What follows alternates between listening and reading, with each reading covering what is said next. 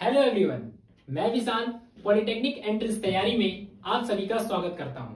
उम्मीद करता हूं आप सभी स्वस्थ होंगे और अपनी पढ़ाई में मस्त होंगे। जो भी स्टूडेंट्स हमारे जर्नी टू इंजीनियर तक के सफर में पॉलिटेक्निक एंट्रेंस तैयारी चैनल पर पहली बार आए हैं, उनसे मैं रिक्वेस्ट करता हूं कि वे पहले हमारे प्रीवियस वीडियोस और लेक्चर्स कंटेंट को देखें।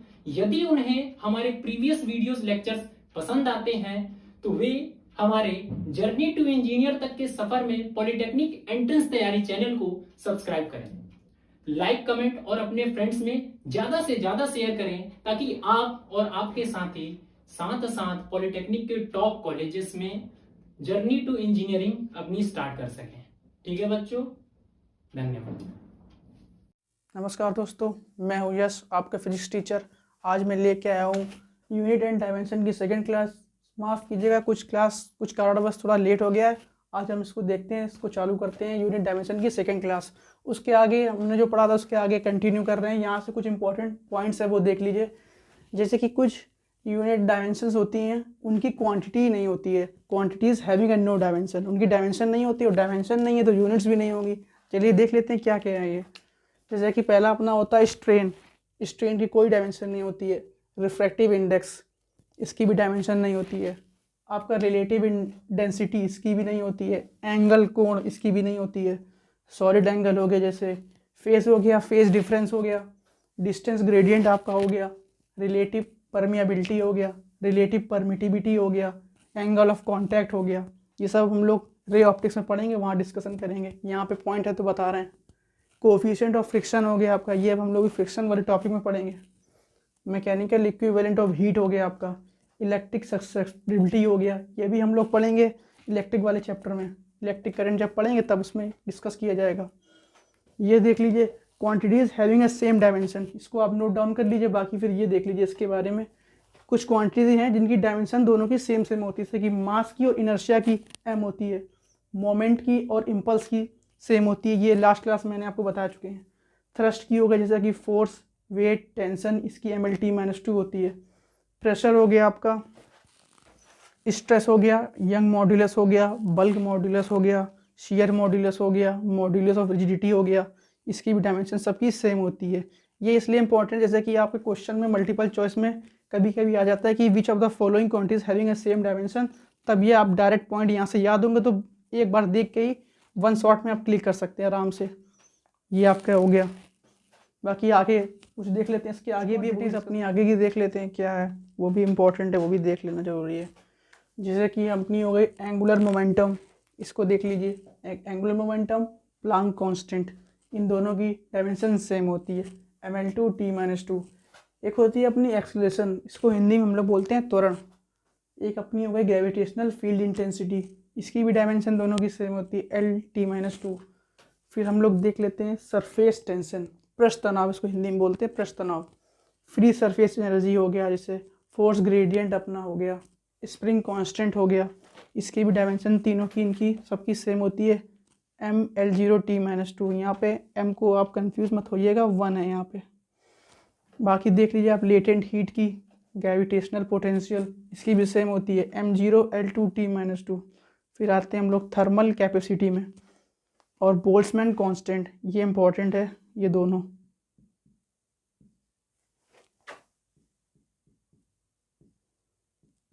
इन दोनों की क्वांटिटी ये देख लीजिए, इसका डायमेंशन ये बहुत इंपॉर्टेंट है, m0L/T-2 के इनवर्स। फिर हम लोग देख लेते हैं वर्क में। वर्क को बोलते हैं हिंदी में कार। टॉर्क जैसे आपका हो गया आघूर्ण, potential energy, kinetic energy, moment of force, इन सब की डायमेंशन होती है mL/T-2।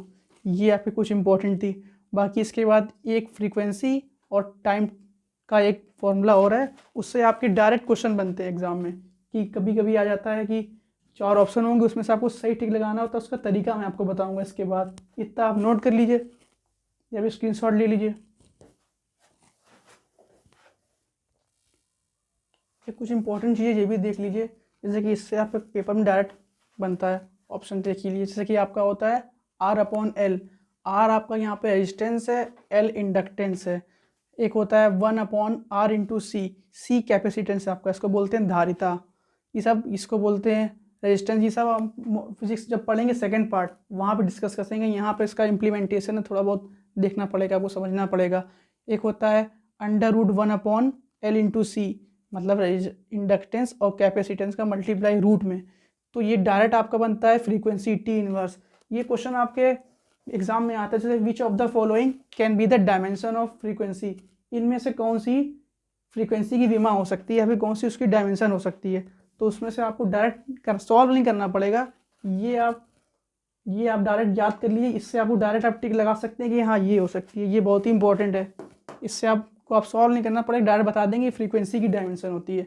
कुछ इस तरह होते हुए 1/G रूट में 1/2, यहाँ पे इसका मतलब है रूट, 1/G होल में रूट में, M/K रूट में, R/G इसका 1/2 का मतलब होता है होल रूट। इसको डायरेक्ट हम लोग रिप्रेजेंट करते हैं टाइम से, इसकी डायरेक्ट डायमेंशन बनती है टाइम की। ये दो चीज़ें आपकी बहुत इंपॉर्टेंट थी। ये आपकी डायमेंशन की क्लास यहाँ पे अपना डायमेंशन का जो पार्ट था वो तो ख़त्म हो गया है। अब इसके बाद हम लोग शुरू करते हैं यूनिट्स के बारे में देख लेते हैं। यूनिट से भी आपके एग्जाम में क्वेश्चन बनता है। अपने आपको पता है कि यूनिट्स कितने तरह की होती हैं। दो तरह की यूनिट्स होती हैं, एक फंडामेंटल यूनिट्स होती है, एक डेराइव्ड यूनिट होती है। लेकिन जो अपने काम की है वो फंडामेंटल यूनिट है। इससे ही आपके एग्जाम में डायरेक्ट क्वेश्चन बनते हैं। मोस्ट चांस इसी से होता है, इससे बहुत ही रेयर कैसे इससे कुछ क्वेश्चन बने। फिर हम लोग देख लेते हैं there are 7 fundamental units. 7 fundamental unit होती है, याद होना बहुत ज़रूरी है। उसको देख लेते हैं। जैसे कि पहली आपकी होती है लेंथ, सेकंड हो गई आपकी मास, थर्ड हो गई आपकी टाइम, फोर्थ हो गई आपकी टेम्परेचर, फिफ्थ हो गई आपकी इलेक्ट्रिक करेंट, सिक्स हो गई ल्यूमिनस इंटेंसिटी, हो गई आपकी अमाउंट ऑफ सब्सटेंस। इसकी यूनिटें लिखी हैं, यूनिट देख लीजिए। जैसे कि लेंथ की हो गई मास, केजी हो गई, मास की केजी, लेंथ की मीटर हो गई, टाइम की सेकेंड हो गई, टेम्परेचर की आपकी केल्विन हो गई, electric current ampere, luminous intensity candela होती है, अमाउंट ऑफ सब्सटेंस ये इसकी होती है मोल। ये कुछ इंपॉर्टेंट है, इसका आप स्क्रीनशॉट ले लीजिए या फिर इसको आप नोट कर लीजिए। इसका आप स्क्रीनशॉट ले लीजिए। तो यूनिट के बारे में हम लोग देख रहे थे, उसमें हम लोग 7 फंडामेंटल यूनिट पढ़ी थी, लेकिन उसमें सिर्फ अपने 2 ही इंपॉर्टेंट थे। एक तरह से आपका लेंथ था, इसके बाद एक और इम्पॉर्टेंट पहले उसके बारे में देख लेंगे। ये देख लेते हैं लेंथ के बारे में। जैसे लेंथ की सबसे बड़ी unit, biggest unit of length क्या होती है, वो होती है अपनी पार्सेक। इसका फुल फॉर्म होता है पैरालैक्टिक सेकेंड। ये होता कितना है ये देख लीजिए। 1 पार्सेक इक्वल टू होता है 3.26 लाइट ईयर्स। अब यहाँ से क्वेश्चन आएगा कि लाइट ईयर की वैल्यू कितनी होती है, तो ये लिखिए 1 लाइट ईयर आपका होता है 9.46 इंटू 10⁻15 मीटर। ये 1 लाइट ईयर की वैल्यू होती है। कभी कभी क्वेश्चन आ सकता है कि आप लाइट ईयर की वैल्यू बताइए, आपके एग्जाम में इससे भी क्वेश्चन बन जाता है। एक यूनिट होती है लेंथ की AU, उसको बोलते हैं एस्ट्रोनॉमिकल यूनिट। इसकी भी इंपॉर्टेंस है, ये भी क्वेश्चन आता है। जैसे आपका लिखा है 1 AU कितना होता है, ये होता है आपका 1.496 इंटू 10⁻11 मीटर। और यही जो होती है 1 AU, यही आपकी होती है average distance between the sun and earth. Sun और अर्थ की जो बीच जो एवरेज डिस्टेंस होती है वो यही होती है 1 AU, 1 एस्ट्रोनॉमिकल यूनिट। अब इसकी होती है लास्ट पॉइंट इसका है लेंथ की स्मॉलेस्ट यूनिट क्या होती है, वो आपकी होती है फर्मी। उसको बोलते हैं फर्मी। और 1 फर्मी आपका होता है 10⁻−15 मीटर। एक और होती है आपकी से एंगस्ट्रॉन्ग होती है। एंगस्ट्रॉन्ग को देख लीजिए, इसकी होती है 1 एंगस्ट्रॉन्ग इक्वल टू 10⁻−10 मीटर। ये सबसे स्मॉलेस्ट यूनिट है, ये सबसे बिगेस्ट यूनिट है। इसका आप स्क्रीनशॉट ले लीजिए या नोट डाउन कर लीजिए। तो दोस्तों ये आपकी अदर यूनिट मास की यूनिट। इसकी होती है बिगेस्ट यूनिट ऑफ मास क्या होती है, ये होती है आपकी CSL। इसको बोलते हैं चंद्रशेखर लिमिट। एक साइंटिस्ट थे इंडिया के, उनका नाम था चंद्रशेखर, तो उन्हीं के नाम पर पड़ा था चंद्रशेखर लिमिट CSL। और 1 CSL होता है कितना है, ये आपका होता है 1.4 टाइम्स ऑफ मास ऑफ सन। ये होता है 1 CSL की वैल्यू होती है 1.4 टाइम्स ऑफ मास ऑफ सन। अब मास ऑफ सन कितना होता है वो हमको नहीं पता होगा, लेकिन वो मैंने लिख दिया, ये देख लीजिए। मास ऑफ सन होता है आपका 1.9891 इंटू 10⁻30 किलोग्राम, kg होता है। ये होती है मास की सबसे बड़ी यूनिट, बिगेस्ट यूनिट होती है मास की। इससे बड़ी कोई यूनिट नहीं होती है। एक यूनिट होती है आपकी सबसे छोटी यूनिट होती है, स्मॉलेस्ट यूनिट होती है आपकी AMU।